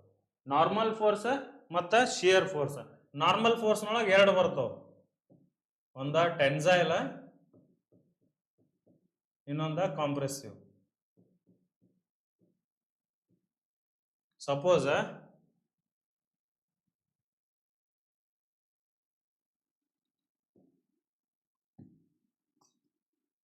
ಇದೊಂದು ಬಾಡಿ ಅಂತೇಳಿ ಕನ್ಸಿಡರ್ ಮಾಡ್ರಿ. ಯಾವುದು? Assume this as a deformable body. ಇದಕ್ಕೆ ನಾವು ಏನು ಕರಿತೇವೆ? ಟೆನ್ಸೈಲ್ ಫೋರ್ಸ್ ಅಂತ ಕರಿತೇವೆ. Suppose if force, if we are pulling a body, ಏನಾಗ್ತೈತಿ? ಆ ಬಾಡಿ ಮೇಲೆ ಟೆನ್ಷನ್ ಕ್ರಿಯೇಟ್ ಆಗ್ತೈತಿ. ಟೆನ್ಷನ್ ಕ್ರಿಯೇಟ್ ಆಗೋದ್ರಿಂದ ಏನು, ಈ ಫೋರ್ಸ್ ನಾವು ಇಲ್ಲಿ ಪಿ ಅಪ್ಲೈ ಮಾಡಿವೆ ಅಂತಂದ್ರೆ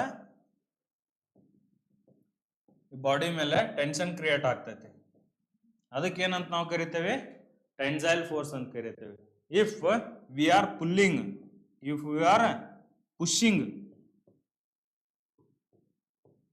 ಆ ಬಾಡಿ, ಅದಕ್ಕೆ ಏನಂತ ಹೇಳ್ತೇವೆ? ಕಾಂಪ್ರೆಸಿವ್ ಫೋರ್ಸ್ ಅಂತ ಕರಿತೇವೆ.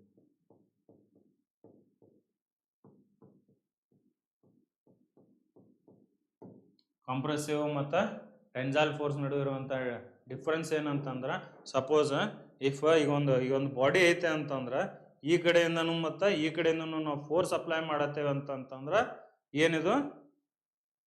V are pulling a body from this direction to this direction. ಅವಾಗ ಏನಾಗ್ತೈತಿ? ಇದ್ರದ್ದು ಸೈಜ್ ಚೇಂಜ್ ಆಗ್ತೈತಿ. ಸೈಜ್ ಚೇಂಜ್ ಆಗ್ತೈತಿ. What does it means?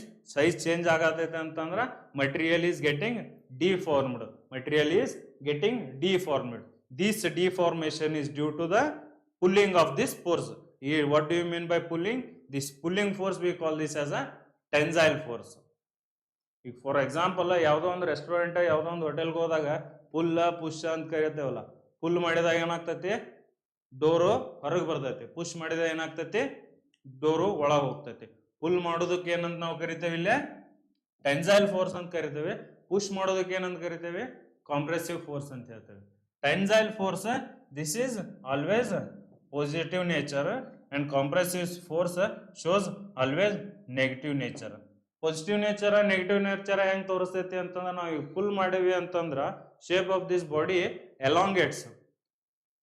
ಈಗ ಒಂದು ನಾವು ಏನು ಮಟೀರಿಯಲ್ ಐತೆ ಅಂತ ಈಗ ನಾವು ಪುಲ್ ಮಾಡೇವಿ ಅಂತಂದ್ರೆ ಇದರದ್ದು ಲೆಂತ್ ತರ ಹೆಚ್ಚಾಗ್ತೈತಿ, ಇದರ ಥಿಕ್ನೆಸ್ ತರ ಹೆಚ್ಚಾಗ್ತೈತಿ, ಇಲ್ಲ ವಿಡ್ ತರ ಹೆಚ್ಚಾಗ್ತೈತಿ, ಏನಾದ್ರೂ ಒಂದು ಆಗ್ತೈತಿ. ಈಗೇನ ಪುಲ್ ಮಾಡಿದಕ್ಕೆ ಏನಾಗ್ತೈತಿ? ಲೆಂತ್ ಹೆಚ್ಚಾಗ್ತೈತಿ. ಲೆಂತ್ ಹೆಚ್ಚಾಗತೈತಿ ಅಂತಂದ್ರೆ material changing its property to the positive sign. ಹೆಂಗಂತಂದ್ರೆ ಈಗ ಒಬ್ಬ ಮನುಷ್ಯ ಕುಂತು ಕುಂತು ಕುಂತು ಕುಂತು ತಿಂತಾನಲ್ಲ, ತಿಂದಾಗ ಏನಾಗ್ತಾನ? ದಪ್ಪ ಆಗ್ತಾನ. ದಪ್ಪ ಆಗತ್ತಾನ ಅಂದ್ರೆ ಏನು? ಹೊಟ್ಟಿಗೆ ನಾವು ಆಹಾರ ಕೊಡತ್ತೀವಿ. ಯಾವ ಟೈಪ್ ಆಫ್ ಆಹಾರ ಕೊಡತ್ತೀವಿ? ತುಂಬಾಕತ್ತೀವಿ. ಬಾಡಿ ಒಳಗೆ ತುಂಬಿದ್ವಿ ಅಂತ ಮನುಷ್ಯ ಅಗಲಾಗ್ತಾನ. We are pulling, so we call this as a tensile force. ಅದೇ ಕಾಂಪ್ರೆಸಿವ್. ಈಗ ಒಂದು ಸಪೋಸ್ ಈ ಮೆಂಬರ್ ಐತೆ ಅಂತಂದ್ರೆ ಈ ಕಡೆಯಿಂದ ನಾವು ಫೋರ್ಸ್ ಅಪ್ಲೈ ಮಾಡತ್ತೇನೆ, ಈ ಕಡೆಯಿಂದ ನಾವು ಫೋರ್ಸ್ ಅಪ್ಲೈ ಮಾಡತ್ತೇನೆ ಅಂತಂದ್ರೆ ಇದ್ರದ್ದು ಪ್ರಾಪರ್ಟಿ ಚೇಂಜ್ ಆಗ್ತೈತಿ. ಏನಾಗ್ತೈತಿ? ಶ್ರಿಂಕ್ ಆಗ್ತೈತಿ. That shrinking capacity, the shrinking nature of that body is called compressive force. Tensile ಅನ್ನು ನಾವು ಪಾಸಿಟಿವ್ ಆಗಿ ಡಿನೋಟ್ ಮಾಡ್ತೇವೆ, ಕಾಂಪ್ರೆಸಿವ್ ನ ನಾವು ನೆಗೆಟಿವ್ ಆಗಿ ಡಿನೋಟ್ ಮಾಡ್ತೇವೆ. Same shear force. ಈಗ ನಾರ್ಮಲ್ ಈ ಬಾಡಿ ಮೇಲೆ ನಾರ್ಮಲ್ ಆಗಿ ಹಿಂಗ್ ಫೋರ್ಸ್ ಅಪ್ಲೈ ಮಾಡತ್ತೇವೆ ಅಂತಂದ್ರ ಇವಕ್ಕೇನ ನಾರ್ಮಲ್ ಫೋರ್ಸಸ್ ಅಂತ ಕರಿತೇವೆ. ಅದೇ ಟ್ಯಾಂಜೆನ್ಶಿಯಲಿ ನಾವು ಫೋರ್ಸ್ ಅಪ್ಲೈ ಆಗತ್ತಿತ್ತು ಅಂತಂದ್ರ ಅದಕ್ಕೆ ಏನಂತ ಕರಿತೇವೆ? ಶಿಯರ್ ಫೋರ್ಸ್ ಅಂತ ಕರಿತೇವೆ. The force which is applied tangentially on the body. The force which is applied normally to the body, we call this as a normal force. The force is applied normal to the body, we call that as a normal force. The force applied tangentially to the body, we call this as a shear force. Normal force create ಮಾಡೋದು, normal force apply ಮಾಡೋದ್ರಿಂದ create ಆಗುವಂತ stress ಗೆ ಏನಂತ ಕರಿತೇವೆ? Normal stress ಅಂತ ಕರಿತೇವೆ. Shear force apply ಆಗೋದ್ರಿಂದ create ಆಗುವಂತ ಸ್ಟ್ರೆಸ್ ಗೆ ಏನಂತ ಕರಿತೇವೆ? ನಾವು ಶಿಯರ್ ಸ್ಟ್ರೆಸ್ ಅಂತ ಕರಿತೇವೆ.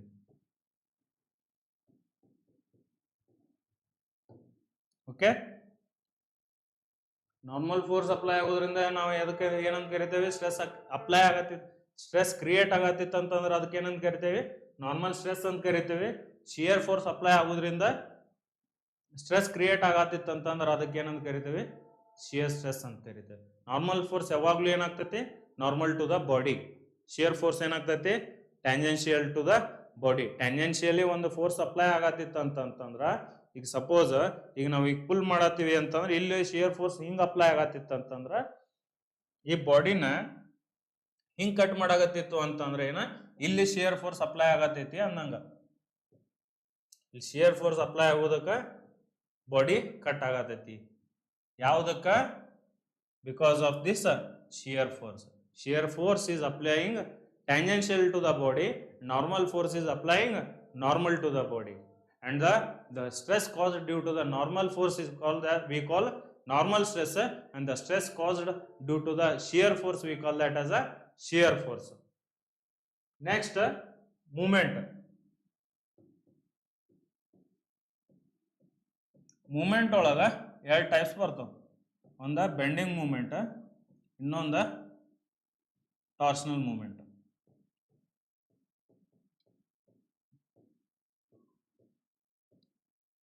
ಬೆಂಡಿಂಗ್ ಮೂವ್ಮೆಂಟ್ ಅಂತಂದ್ರ ಸಪೋಸ್ ಈಗ ಒಂದು ಬಾಡಿ ಐತಿ ಅಂತಂದ್ರ ಇದ್ರ ಮೇಲೆ ನಾವು ಒಂದು ಫೋರ್ಸ್ ಅಪ್ಲೈ ಆಗತ್ತೇವೆ ಅಂದ್ರೆ ಇದು ತನ್ನ ನೇಚರ್ ಆಫ್ ಸ್ಟ್ರಕ್ಚರ್ ಅನ್ನ ಚೇಂಜ್ ಮಾಡ್ಕೋತೆ. It changes its nature of structure. ಹಿಂಗ ಈಗ ಸಪೋಸ್ ಈ ಬಾಡಿ ಐತಿ ಅಂತ ಇದ್ರ ಮೇಲೆ ನಾವು ಬೆಂಡ್ ಮಾಡಿದ್ವಿ ಅಂತ ಇದ್ರ ಮೇಲೆ ನಾವು ಫೋರ್ಸ್ ಅಪ್ಲೈ ಮಾಡಿದ್ವಿ ಅಂದ್ರೆ ಮಟೀರಿಯಲ್ ಹಿಂಗ್ ಬೆಂಡ್ ಆಗ್ತೈತಿ. ಬೆಂಡ್ ಆಗುವಂತ ನೇಚರ್ಗೆ ಏನಾಗ್ತೇವೆ ಏನಂತ ಕರಿತೇವೆ ನಾವು? ಬೆಂಡಿಂಗ್ ಮೂವ್ಮೆಂಟ್ ಅಂತ ಕರಿತೇವೆ.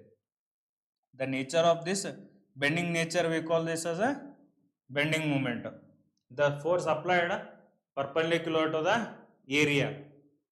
The force applied perpendicular to the area is we call this as a bending movement. Torsional movement ಅಂತಂದ್ರೆ ಈಗ ಒಂದು ಮೆಂಬರ್ ಇರ್ತೈತಿ, the rotating force applying on a body. ಯಾವುದೋ ಒಂದು ಸರ್ಕ್ಯುಲರ್ ಮೆಂಬರ್ ಐತಿ ಅಂತಂದ್ರ ಅದನ್ನ ಹಿಂಗ್ ರೊಟೇಟ್ ಮಾಡತೈತಿ ಅಂತಂದ್ರೆ ಅದಕ್ಕೆ ನಾವೇನಂತ ಕರಿತೇವೆ? ಟಾರ್ಷನಲ್ ಮೂವ್ಮೆಂಟ್ ಅಂತ ಕರಿತೇವೆ. If material is bending structure V call this as a bending movement ಅಂತ ಕರಿತೇವೆ.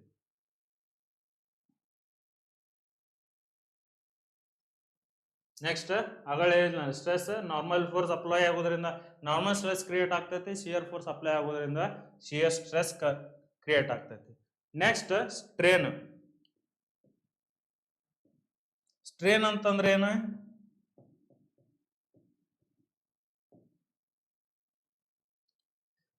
Strain change in dimension with the original dimension. For example, ಈಗ ಒಂದು ಬಾಡಿ ಐತಿ ಅಂತಂದ್ರ ಇದಕ್ಕೆ ನಾವೊಂದು ಟೆನ್ಸೈಲ್ ಫೋರ್ಸ್ ಪಿ ಕ್ರಿಯೇಟ್ ಮಾಡತ್ತೀನಿ, ಟೆನ್ಸೈಲ್ ಫೋರ್ಸ್ ಪಿ ಅಪ್ಲೈ ಮಾಡತ್ತೀನಿ ಅಂತ ತಿಳ್ಕೊರಿ. ಅವಾಗ ಏನಾಗ್ತೈತಿ, ಈಗ ಈ ಕಡೆಯಿಂದನೂ ನಾವು ಪುಲ್ ಮಾಡತ್ತೇವೆ, ಈ ಕಡೆಯಿಂದನೂ ಪುಲ್ ಮಾಡತ್ತೇವೆ ಅಂತಂದ್ರೆ ಬಾಡಿ ಒಳಗ ಇಟ್ ಚೇಂಜಸ್ ಇಟ್ ಸ್ಟ್ರಕ್ಚರ್. ಹೆಂಗಂತಂದ್ರೆ ಸಪೋಸ್ ಇಲ್ಲಿ ಎಲ್ ಐತಿ ಅಂತಂದ್ರೆ ಲೆಂತ್ ಐತಿ ಅಂತಂದ್ರೆ ನಾವು ಈಗ ಒಂದು ಬಾಡಿ ಐತಿ ಅಂತಂದ್ರೆ ಇದ್ರ ಮೇಲೆ ನಾವು ಹಿಂಗೆ ಎರಡೂ ಕಡೆಯಿಂದ ಜಗ್ಗಾತೀವಿ ಅಂತಂದ್ರೆ ಸ್ವಲ್ಪ ಥಿಕ್ ಆಗ್ತೈತಿ, ಇದು ಬಾಡಿ ಮೆಂಬರ್ ಥಿಕ್ ಆಗ್ತೈತಿ. ಹೆಂಗ್ ಥಿಕ್ ಆಗ್ತೈತಿ? It is changing its dimension, whether may be in the x axis or in the y axis or in the z axis or longitudinally, axially or linearly. ಯಾವುದೇ ಒಂದು direction ಒಳಗ ಅದ body change ಆಗತೈತಿ. It is changing its own structure. ಅದಕ್ಕೆ ಏನಂತ ಕರಿತೇವೆ ನಾವು? Strain ಅಂತ ಕರಿತೇವೆ. Change in dimension with its original dimension. ಅದು ಯಾವ ರೀತಿಯಿಂದನೂ ಆಗ್ಬೋದು, with respect to the length, with respect to the breadth, with respect to the depth. Along the depth side ನಮ್ದು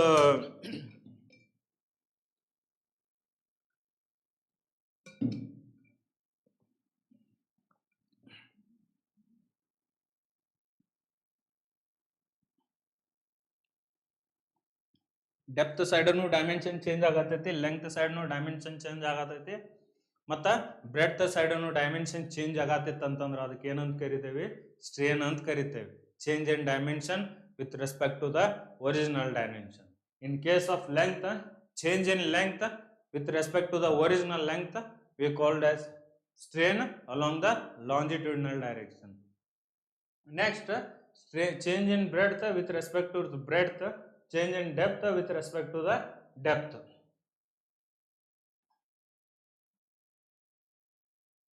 Next, shear strain. Shear force change in angular distortion between two bodies. For example ಈಗ ಒಂದು material ಐತಿ ಅಂತ ತಿಳ್ಕೊರಿ, ಅವಾಗ ಏನಾಗ್ತೈತಿ shear force apply ಆಯಿತು ಅಂತ ತಿಳ್ಕೊರಿ. Shear force always apply tangentially to the body. Shear force tangentially apply ಆಗತೈತಿ ಅಂತಂದ್ರೆ ಈ ಕಡೆಯಿಂದನೂ ಫೋರ್ಸ್ ಅಪ್ಲೈ ಆಗತೈತಿ, ಈ ಕಡೆಯಿಂದನೂ ಫೋರ್ಸ್ ಅಪ್ಲೈ ಆಗ್ತಿರ್ತೈತಿ. ಅವಾಗ ಏನಾಗ್ತೈತಿ ಬಾಡಿದ ಸ್ಟ್ರಕ್ಚರ್ ಚೇಂಜ್ ಆಗ್ತೈತಿ.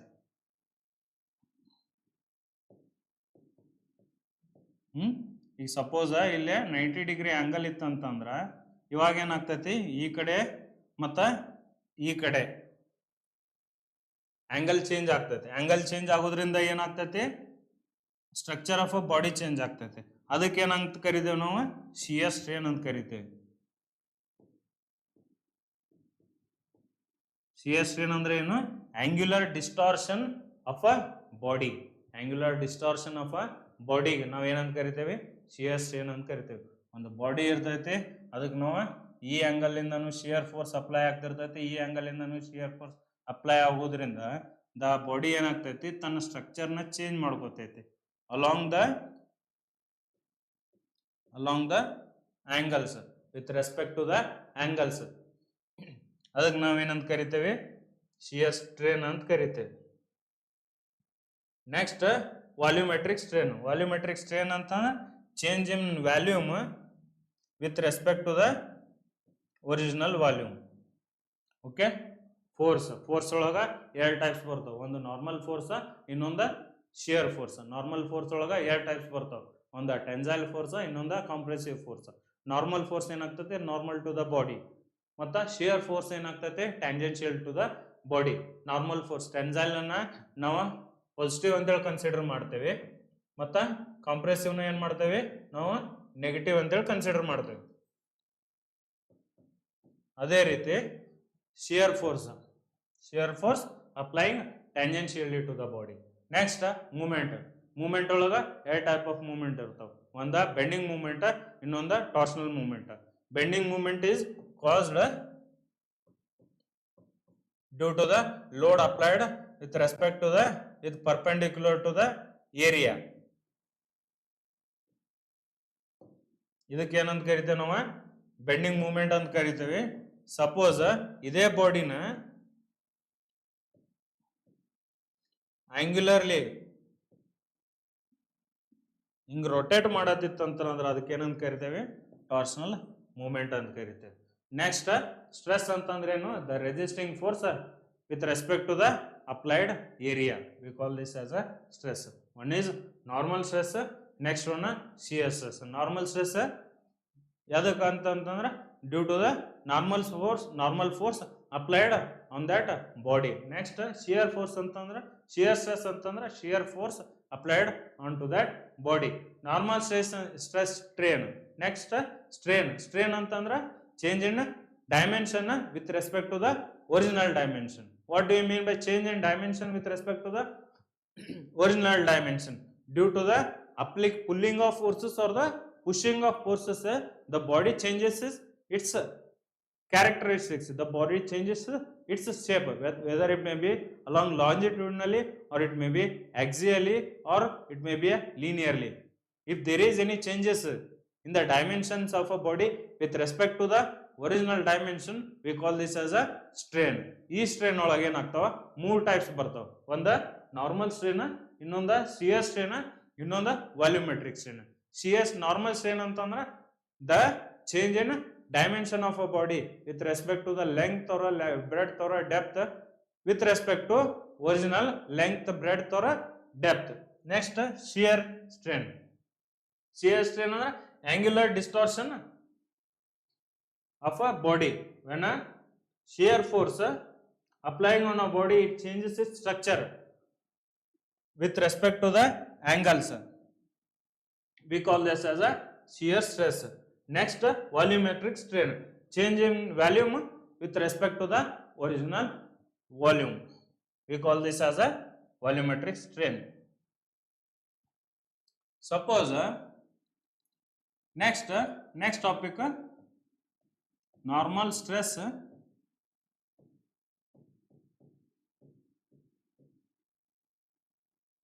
on an inclined plane.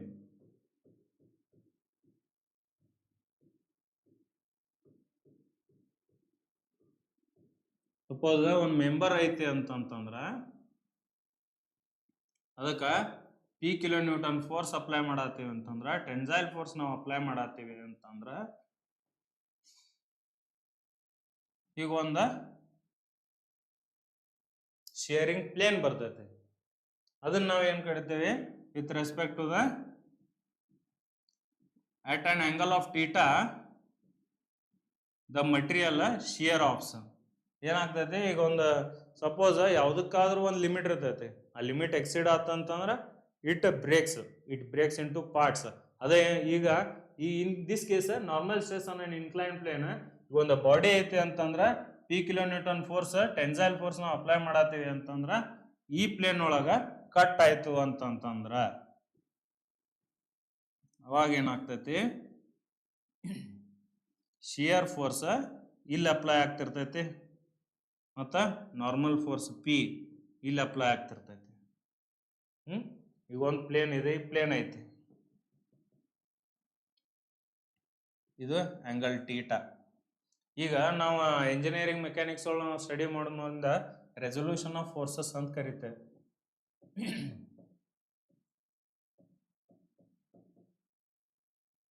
Resolution of forces.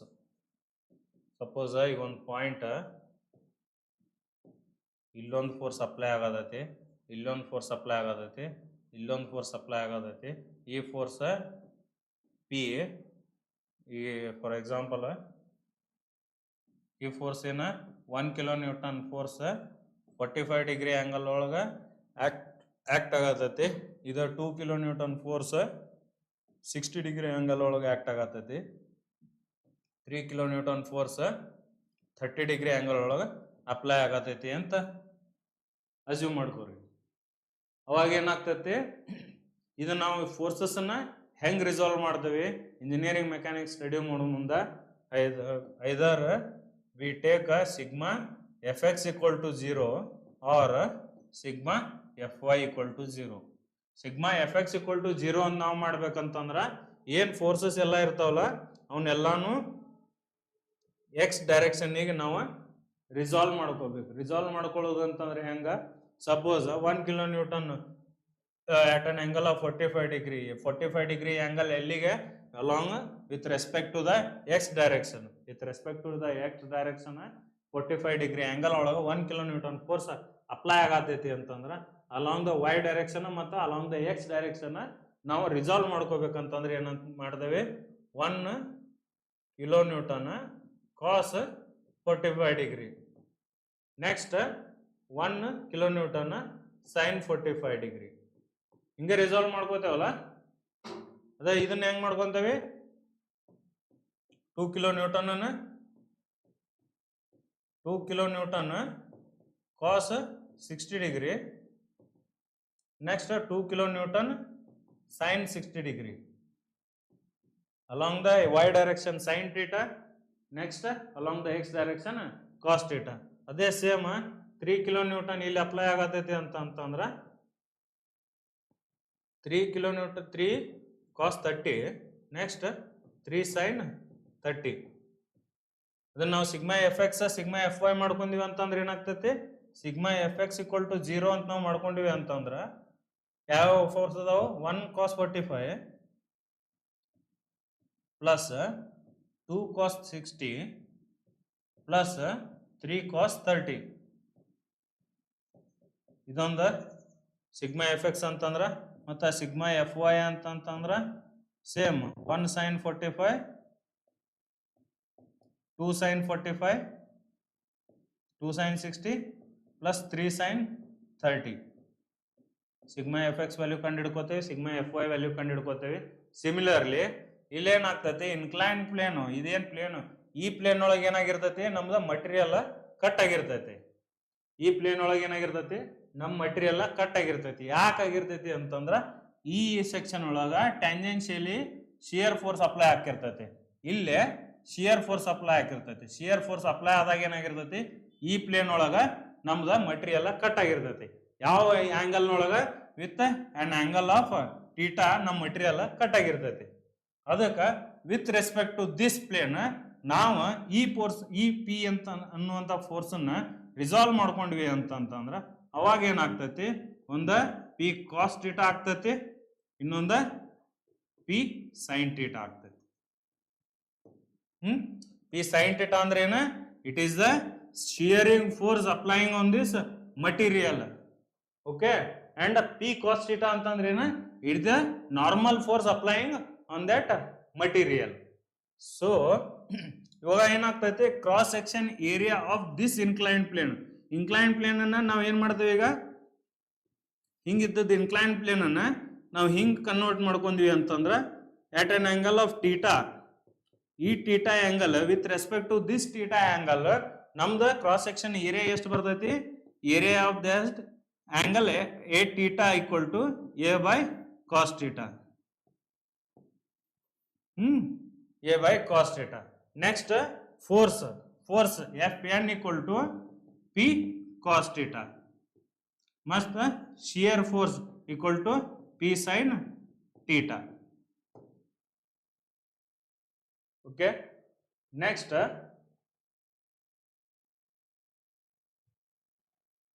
Stress ಅಂದ್ರೆ ಏನ, sigma theta. Sigma theta stress on this plane is equal to sigma theta equal to force applied on that body with respect to area.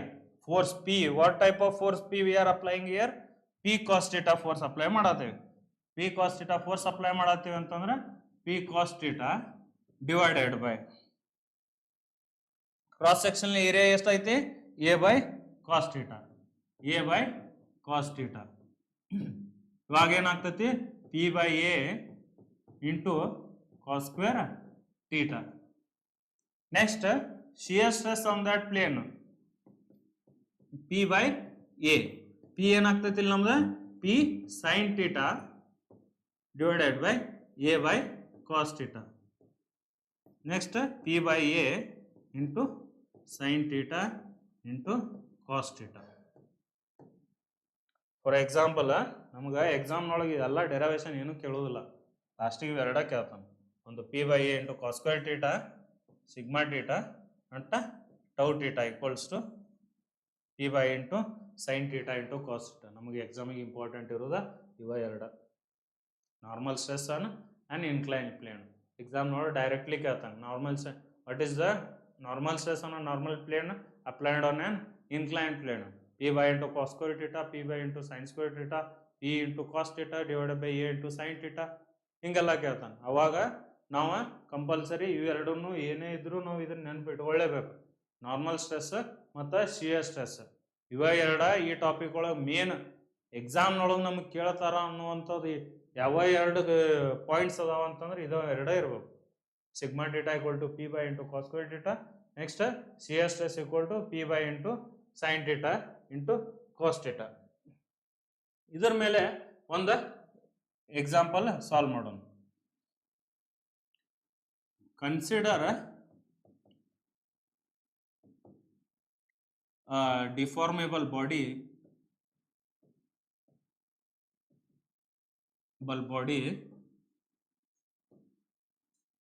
applied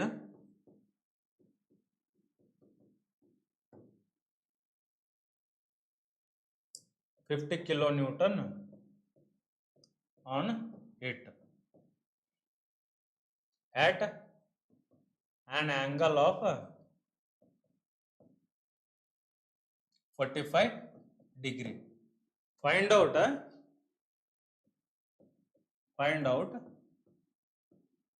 normal stress and shear stress. Okay, normal stress ನಾವು ಯಾವಾಗಲೂ sigma ಅಂತಿಂದ denote ಮಾಡ್ತೇವೆ, shear stress ಇಂದ ನಾವು tau ಅಂತ denote ಮಾಡ್ತೇವೆ.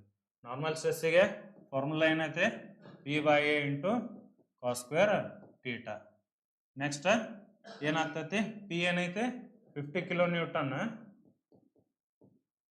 Area of that area suppose 10 metre square ಅಂತೇಳಿ consider ಮಾಡ್ಕೋರಿ. ನೆಕ್ಸ್ಟ್ ಏರಿಯಾ ಎಷ್ಟೈತಿ 10 ಇಂಟು ಕಾಸ್ ಸ್ಕ್ವೇರ್ 45 ಎಷ್ಟಾಗ್ತೈತಿ ಇದು 50 ಇಂಟು 10⁻³ ಡಿವೈಡೆಡ್ ಬೈ 10 ಇಂಟು 1/2. 1/2 ಅಂತಂದ್ರೆ ಏನದ 50 25 ಇಂಟು 10⁻² ಎಷ್ಟಾಗ್ತೈತಿ ಇದು 2500 ನ್ಯೂಟನ್ ಪರ್ ಮೀಟರ್ ಸ್ಕ್ವೇರ್. ಇದನ್ನ ನಾವೇನು ಮಾಡಬೇಕು, ನ್ಯೂಟನ್ ಪರ್ mm² ಕನ್ವರ್ಟ್ ಮಾಡ್ಕೋಬೇಕು ಅಂತಂದ್ರೆ ಅವ್ರ ಎಲ್ಸ ಇದಕ್ಕೇನಂತ ಕರಿತೇವೆ ನಾವು 2500 ಪಾಸ್ಕಲ್ ಆರ್ 2.5 ಕಿಲೋ ಪಾಸ್ಕಲ್. ಅದನ್ನೇ ಸಿ ಎಸ್ ಎಸ್ ನಾವು ಹೆಂಗೆ ಕಂಡು ಹಿಡಿತೇವೆ, sigma tau theta equal to P/A into cos theta into sine theta. Similarly P ಎಷ್ಟೈತಿ 50 kilonewton, area 10 into cos theta 1/√2 cos 45 sine 1/√2. Answer will be same 2.5 kilopascal. ಇದು example just for our understanding. ಇದನ್ನೇ ನಮಗೆ ಎಕ್ಸಾಮ್ನೊಳಗೆ ಕೇಳೋದಿಲ್ಲ, ಆದ್ರೆ ಏನು formula ಅದಾವಲ್ಲ ಇವ ಭಾಳ important. Sigma theta equal to P/A into cos square theta and tau theta equal to P/A into sin theta into cos theta. Okay, next ನಾವು ಏನೇನು ಸ್ಟಡಿ ಮಾಡಿದ್ವಿ ಈಗ, ಅಸಂಪ್ಷನ್ಸ್, ಬೇಸಿಕ್ ಪ್ರಾಪರ್ಟೀಸ್, ಸ್ಟ್ರೆಸ್ ಅಂದ್ರೆ ಏನು, ಸ್ಟ್ರೇನ್ ಅಂದ್ರೆ ಏನು, ಮೂಮೆಂಟ್ ಅಂದ್ರೆ ಏನು, ಸ್ಟ್ರೇನ್ ಅಂದ್ರೆ ಏನು, ಮತ್ತು ನಾರ್ಮಲ್ ಸ್ಟ್ರೆಸ್ ಅನ್ನು ಇನ್ಕ್ಲೈನ್ ಪ್ಲೇನ್, ಮತ್ತು ಒಂದು ಪ್ರಾಬ್ಲಮ್ ಸಾಲ್ವ್ ಮಾಡಿದ್ವಿ.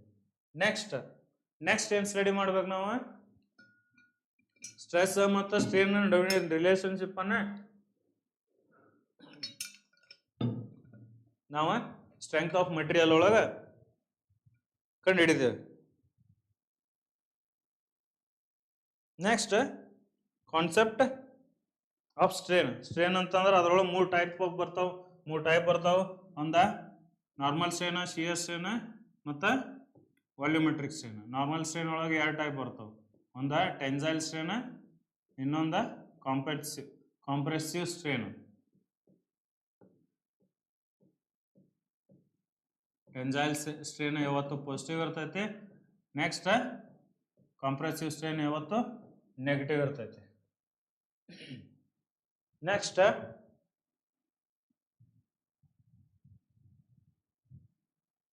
ಅಂಡ್ ಒಂದಷ್ಟು ಮಟೀರಿಯಲ್ ಅದಾವ, ideal materials, linear materials, ideal solid,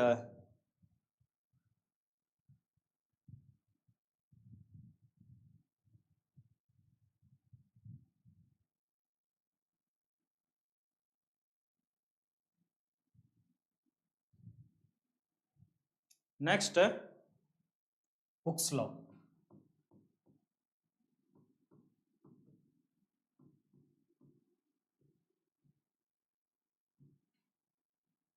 hooks law ನಾವು ಇಂಜಿನಿಯರಿಂಗ್ ಮೆಕ್ಯಾನಿಕ್ಸ್, ಸಾಲಿಡ್ ಮೆಕ್ಯಾನಿಕ್ಸ್ ಒಳಗೆ ನಾವು ಕಲ್ತಿರ್ತೇವೆ. ಹುಕ್ಸ್ ಲಾ ಅಂತಂದ್ರೆ stress is directly proportional to strain up to the proportional limit.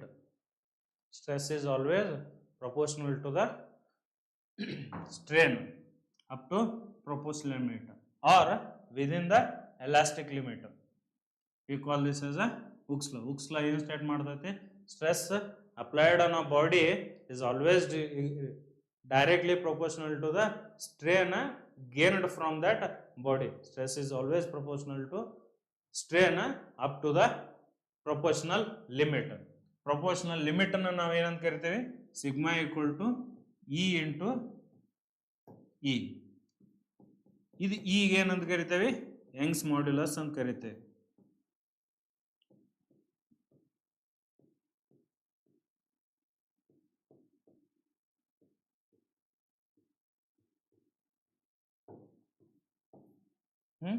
Young's modulus ಅಂದ್ರೆ ಏನು? Stress versus strain. ಸ್ಟ್ರೆಸ್ಸು ಮತ್ತು strain ನಡುವಿನ relationship ಯಾವುದು define ಮಾಡ್ತೈತಿ ಅಂತಂದ್ರೆ ಇಷ್ಟು ಯಂಗ್ಸ್ ಮಾಡ್ಯುಲಸ್ ಡಿಫೈನ್ ಮಾಡ್ತೈತಿ. ಸ್ಟ್ರೆಸ್ ಮತ್ತು strain relationship is different for different types of material. For example steel, wood, concrete ಮತ್ತು ಕಾರ್ಬನ್. ಈ ಯಾವುದೇ ಟೈಪ್ ಆಫ್ ಮೆಟೀರಿಯಲ್ ಇರಲಿ, ಸ್ಟ್ರೆಸ್ ಮತ್ತು ಸ್ಟ್ರೇನ್ ರಿಲೇಷನ್ಶಿಪ್ ಬೇರೆ ಇರ್ತೈತಿ. ಅದನ್ನೇ ನಾವೀಗ ಸ್ಟೀಲಿಗೆ ನೋಡೋಣ. ಸ್ಟ್ರೆಸ್ ಸ್ಟ್ರೇನ್ ರಿಲೇಷನ್ಶಿಪ್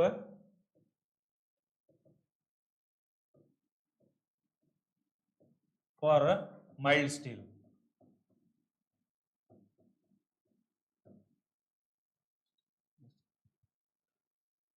ಬಂದ್ ಮಾಡಿ.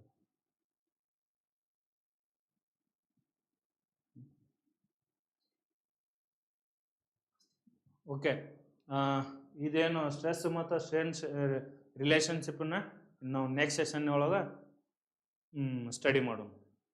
Thank you.